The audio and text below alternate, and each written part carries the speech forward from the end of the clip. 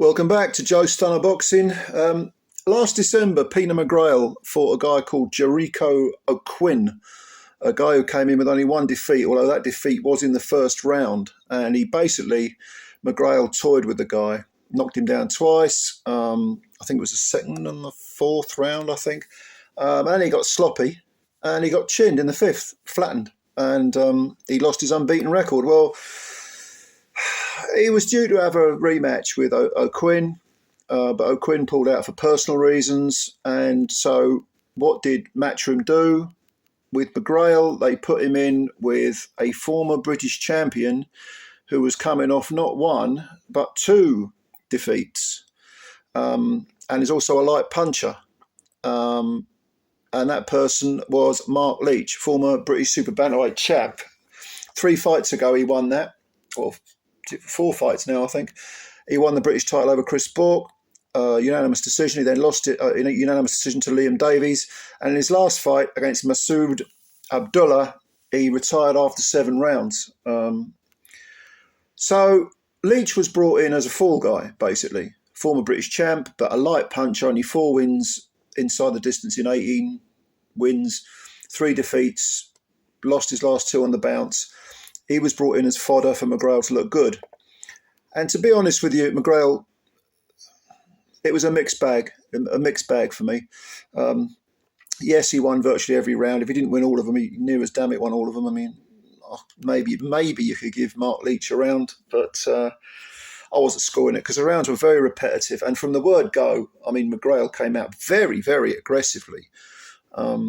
It's easy to see how he got knocked out, to be honest with you, because he's all sort of sharpshooting, speed, but he will stand in front of the guy, and there aren't that many feints going on. You know what I mean?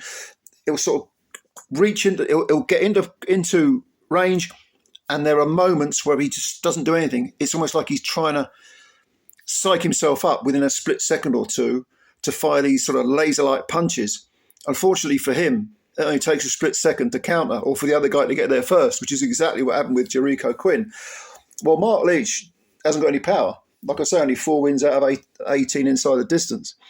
And his confidence was probably low, coming off 2 defeats. And McGRAIL just had his way with him. He just, from the word go, he was sharp, he was fast, he was, there's lots of verve about him, real energy, real confidence. And Leach was on the back foot. He was getting clipped. He's got a good chin, actually, Leach. I know he quit in 7 rounds, or he got pulled out by his corner in 7 rounds in his last fight. Nothing wrong with his jaw. And he showed a lot of craftiness in surviving, in managing to, parry a lot of punches, roll with a lot of punches. He was, as the rounds progressed, he was sort of firing back some nice little counters. Nothing bothered McGRAIL. He did land, I suppose, I can't remember the exact round, second half of the fight anyway. Leach did land a couple of punches where he thought, oh, if he had a bit more power, you know what I mean? Perhaps McGRAIL would be in a bit of trouble there. And McGRAIL, has got a lot of talent, an awful lot of talent. He's an illustrious amateur, won all sorts of titles in the pros. He was being fast-tracked. Now he's dropped back to domestic level, at least for the time being, just to rebuild. He's only had the 10 fights, but he doesn't hit very hard. I don't think so. He fires really flashy punches, flashy combinations, and the variety is good, and all the punches are there, both hands, and he's a southpaw as well, so I suppose that adds to the mix. But he doesn't really hit that hard. Not really. Even when he was punching through the target against Leach, Leach was taking the punches.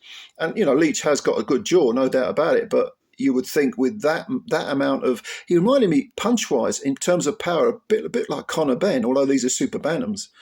In that he, there's an awful lot of... There isn't a lot of variety. It's all speed. It's all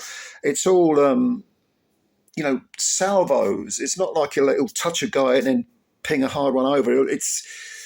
Every punch seems to have meat on it, seems to have knockout intent on it, which is all very well, but if that's that's your only gear, no, gear's the wrong word. If that's your only rhythm, if that's the only tactic you have, especially if there are these little lulls, like I said, when he's almost trying to wind up at the speed. Yeah, I mean, 10 rounds for a guy who'd previously only had 9 fights, getting 10 rounds under your belt against a former British champ who is cagey and is crafty and knows how to survive, that's not bad. But if you're talking about world level, I don't know, I could be wrong. I mean, Marc Leach he's 30 years old. He was also a southpaw, by the way. McGRAIL isn't that much younger. He's 27. So you'd have to say if he's not in his prime, he's near as damn it coming to it. I don't know. I think, to be honest with you, I think if we're going to view him as a blue chip prospect, then I think we've got to hold him to that high standard. And I think the jury's still out at world level. He's a talented guy, can win British titles, no doubt. Maybe the British is the one to go for. Personally, as you know, if you've watched my videos before, I'm always someone that says go through the area, English, British, Commonwealth, European, and then on to world. But this guy, of course, illustrious amateur, he was being fast-tracked. And I wish him well, don't get me wrong. I mean, he's got talent. I want to see anyone maximise their talent, no matter what level of talent that is. But I'm not convinced yet he cuts it at world level. I mean, he's 5'7", so he's a decent height for super bantam. And again, he probably will be a better fighter because of the 10 rounds with Marc Leach. There was one negative, though, and that was just the dying embers of the final round. I don't know whether it was a punch or a clash of heads, but McGRAIL ended up with a bad cut. What was it, over his right eye, I think? Blood was coming down. I mean, it was just as well that wasn't earlier on in the fight. I don't even know whether it was a head clash or whether it was a punch. Probably a head clash. I mean, Leach, I didn't see a Leach land a punch that was that weighty or that slashing. But it could have been. I always do these reviews, by the way, 5 minutes after I watch the fight, so I do it from memory. But yeah, I'm not going to be too negative about Peter McGRAIL, but I do think he needs to be brought on, with a bit more caution than was previously